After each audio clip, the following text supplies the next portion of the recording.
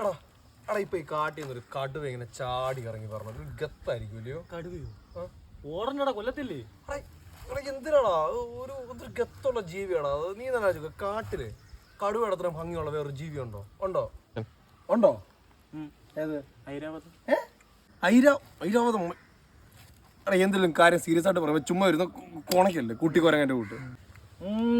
I strongly disagree. എടാ ഈ സാമാനം കടക്ക് എത്ര പേരാണ് ചാവുന്നത്? എടാ അതിനെ സംരക്ഷിക്കാൻ ഉത്തരവാദിത്തമാണ് നമുക്കുള്ളത്. നീ ആലോചിച്ച് നോക്ക്, എത്ര പേര് ഇവിടെ വണ്ടി ആക്സിഡന്റ് ആയിട്ട് മരിക്കുന്നു എന്ന് വെച്ചാൽ നീ വണ്ടി അങ്ങ് നിരോധിക്കുവാണോ? എത്ര പേര് ഇടിവെട്ടി മരിക്കുന്നു?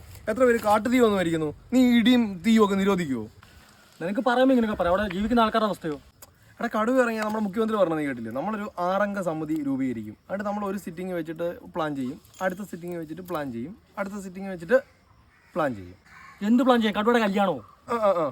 അടുത്ത കമ്മിറ്റി എന്ന് വെക്കണം എന്നുള്ളത്, അത് പ്ലാൻ ചെയ്യാം. എടാ നിനക്കിതൊക്കെ പറയാം. അവിടെ ജീവിക്കുന്നവരുടെ അവസ്ഥ എനിക്ക് പറഞ്ഞാൽ മനസ്സിലാവത്തില്ല. അറിയാം കടുവ ഇറങ്ങുമെന്നൊക്കെ പേടിച്ച് എങ്ങനെയായിരിക്കും അവർ ജീവിക്കുക? എടാ മനുഷ്യർ കുറച്ച് സാക്രിഫൈസ് ചെയ്യേണ്ടി വരും. നമുക്കല്ലേ അറിയത്തുള്ളൂ കാടിന്റെ അതിർത്തി ഏതാ നാട് ഏതാന്നൊക്കെ ഉള്ളത്. മൃഗങ്ങൾക്ക് അറിയത്തില്ലല്ലോ, നമ്മൾ അഡ്ജസ്റ്റ് ചെയ്യണം.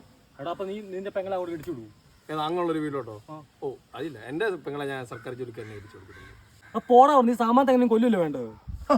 മാ നിഷാദ, എടാ ഡോണ്ട് ഹേറ്റ് സ്പ്രെഡ് ഹേറ്റ്. നമ്മൾ ഇതിനെ സ്നേഹിക്കാനാ പഠിക്കേണ്ടത്, മനസ്സിലായോ? ശിവ, നീ ഇവിടെ ഇരിക്കുന്നല്ല. എടാ നിന്റെ വാഴയൊക്കെ അവിടെ പന്നി കുത്തി പറഞ്ഞില്ലേ? എടാ വീടിന് ചുറ്റും ഒരു 10-12 പന്നിപ്പടക്കവും കമ്പിയും പറയെല്ലാം വെച്ചിട്ട് ഇതിന് എതുകൂടെ വന്ന് കയറുന്നടാ കോപ്പ്. എടാ ജനങ്ങൾക്ക് ഇവിടെ ജീവിക്കണ്ടടാ. ഈ പന്നിയാണ് അവിടെ വോട്ട് ചെയ്യുന്നത്, മനുഷ്യരല്ലോ വോട്ട് ചെയ്യുന്നത്.